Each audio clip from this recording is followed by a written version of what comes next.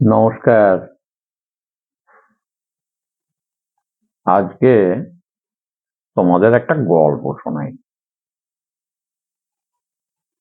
এক গ্রামে এক সাধু বাবা থাকতেন। তো সেখানে এই আশপাশের লোক বা গ্রামের লোক এই সাধু বাবার কাছে আসতো, সুখ দুঃখের কথা তারা বলতো। সাধু বাবা তাদেরকে সৎ উপদেশ দিতেন, কথাবার্তা বলতেন।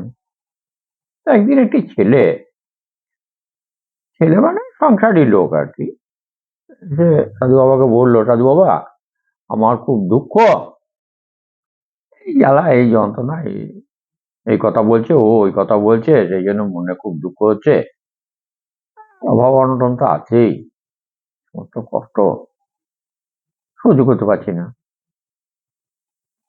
হুম, বলছি রে, তা তো বলছিস, এক কাজ কর, ওই এক গ্লাস জলে একটু চিনি দে। চিনি, জল, এসব কি বলছেন বাবা? যা যা ওখান থেকে যা দিকে একটু চিনি আর জল নিয়ে এক গ্লাস। ও ভাবছি সাধু বাবু বোধ হয় চিনি জল খাবে বোধ হয়।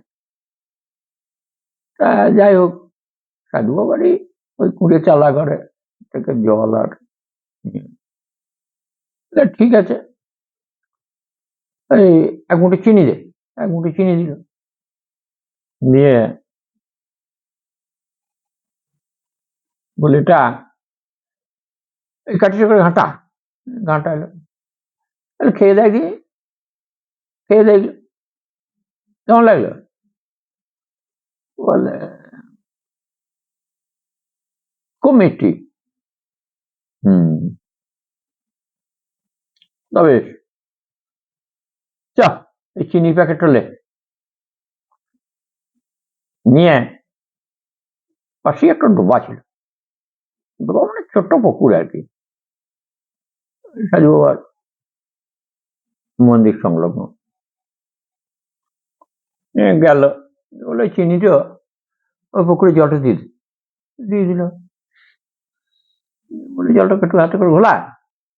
ঘোলাইলো, ঘাঁটি দেওয়ার পর বললো এক মুঠো জল তোল, খেয়ে দেখ। খেয়েও দেখলো কেমন লাগলো। জল আবার কেমন লাগবে, জলের মতনই লাগলো। মিষ্টি পেলি? না। তাহলে পুকুরের জলটা অনেকটা, অনেক বড়, অনেক বেশি, তাই না?